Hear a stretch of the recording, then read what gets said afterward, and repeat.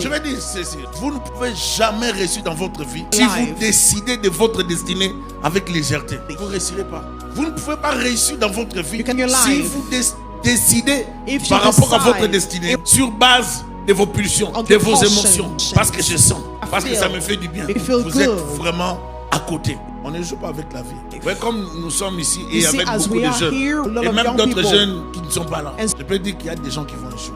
Non parce que moi je le veux, parce qu'il y a des gens qui ne vont pas se rendre compte qu'ils échouent. Il y a des gens qui vont échouer. Ils vont se marier.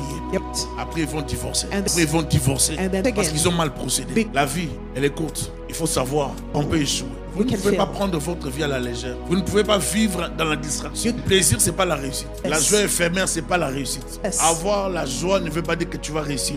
Nous, j'aime ça. Ça me fait du bien.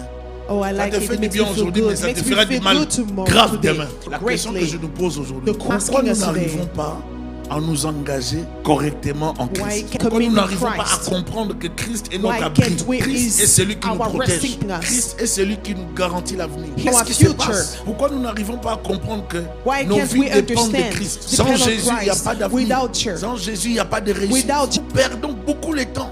Et je me suis rendu compte que Dieu n'a pas la première place dans nos cœurs. C'est comme ça que nos familles sombrent. Quand Dieu te donne le mariage, tu entres dans le mariage. Avant le mariage, tu pries beaucoup. Donne-moi le mariage. Donne-moi la femme. Donne-moi la femme. Donne-moi le mari. Quand Dieu te donne le mariage, tu entres dans le mariage. Oublie celui qui t'a donné le mariage. Tu commences maintenant à jouir du mariage. Tu commences à changer de repas tous les jours, des sauces, des méthodes. Tu améliores des sauces tous les jours. Mais tu n'as pas le temps de comprendre que toi aussi tu dois prendre le temps de prier pour ton mari, prier pour ta maison, prier pour l'avenir.